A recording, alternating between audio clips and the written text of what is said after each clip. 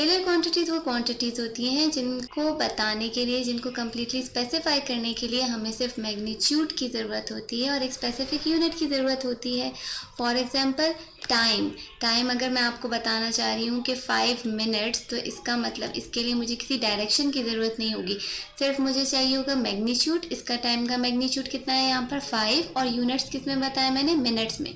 ऐसी क्वांटिटी जो कम्प्लीटली समझ में आ जाए सिर्फ अपने मैग्नीट्यूड और यूनिट से, उसको हम कहते हैं ये स्केलर क्वांटिटी है। For example 1 kg of sugar, 1 kg, तो ये जो 1 है ये इसका मैग्नीट्यूड हो जाएगा और kg इसका यूनिट हो जाएगा।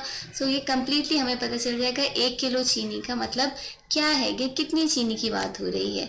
इसी तरह 1 दर्जन केले, 1 दर्जन अंडे, 2 मीटर कपड़ा या 3 लीटर जूस, तो यहाँ पर 3 जो है ये मैग्नीट्यूड हो जाएगा और लीटर जो है वो इसका यूनिट हो जाएगा।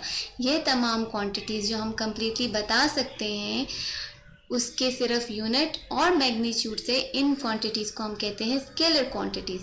ऐसी क्वांटिटीज़ की एडिशन, सब्ट्रैक्शन, मल्टीप्लिकेशन और डिवीजन जो होती है वो सिंपल अरिथमेटिक मीन से होती है। और क्या मतलब, 5 किलो चीनी प्लस 2 किलो चीनी हमारे पास हो जाएगी 7 किलो। ये वेक्टर क्वांटिटीज़। ये थोड़ा सा एक कॉम्प्लिकेटेड से सिचुएशन होती है। ये वो क्वांटिटीज़ हैं जिनको बताने के लिए हमें यूनिट, मैग्नीट्यूड के साथ साथ डायरेक्शन भी ज़रूरी होती है बताना। फॉर एग्जाम्पल फोर्स जब भी आप अप्लाई करोगे वो एक डायरेक्शन में अप्लाई करोगे। फॉर इंस्टेंस अगर ये इस ट्रॉली को पुश करता है तो इसकी डायरेक्शन फोर्स की ये है, और अगर ये पुल करेगा तो डायरेक्शन ये होगी। यानी आप फोर्स को कम्प्लीटली स्पेसिफाई नहीं कर सकते जब तक आप डायरेक्शन का नहीं बताओ। टॉर्क, टर्निंग इफेक्ट, किसी भी चीज़ का किस साइड पे टर्न हो रहा है, इसके लिए भी डायरेक्शन जो है वो बहुत ज़्यादा इम्पॉर्टेंट है। देन वी हैव एक्सेलरेशन, गाड़ी किस तरफ एक्सेलरेट हो रही है, अगर ये स्पीड बढ़ा रही है और आगे की तरफ जा रही है पॉजिटिव एक्सेलरेशन होगी, और अगर इसकी स्पीड कम हो रही है नेगेटिव एक्सेलरेशन या डिसेलरेशन हो जाएगी। So acceleration is also a vector quantity, जिसको बताने के लिए, कम्प्लीटली स्पेसिफाई करने के लिए हमें इसकी डायरेक्शन की ज़रूरत होती है।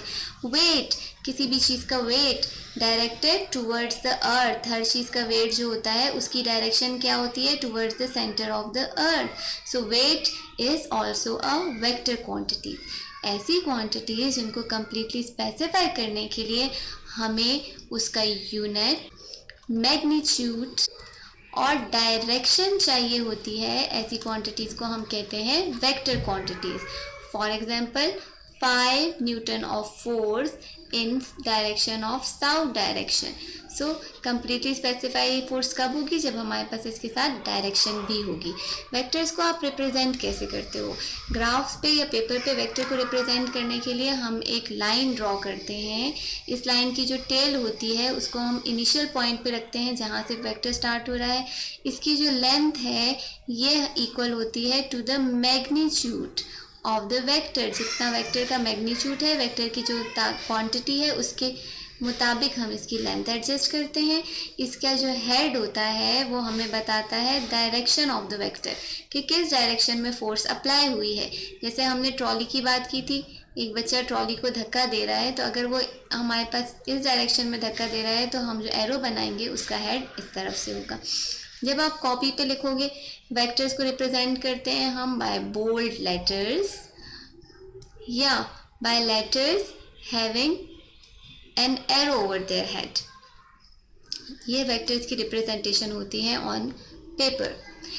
एडिशन कैसे होती है वेक्टर्स की, वेक्टर्स को ऐड या सब्ट्रैक्ट करने के 2 तरीके होते हैं। First is head to tail rule, दोनों तरीके हम पढ़ चुके हैं। हेड टू टेल रूल में हम क्या करते हैं, पहले हम एक सूटेबल स्केल लेते हैं, फिर हम रिप्रेजेंटेटिव लाइंस बनाते हैं और उन लाइंस को आपस में मिला के हम एक नया वेक्टर बना लेते हैं, वेक्टर फाइंड कर लेते हैं। ये हम डिटेल में पढ़ चुके हैं, इसका लिंक मैं आपको डिस्क्रिप्शन में दे दूंगी, head to tail rule. Second method है ऑफ रेक्टेंगुलर कंपोनेंट्स।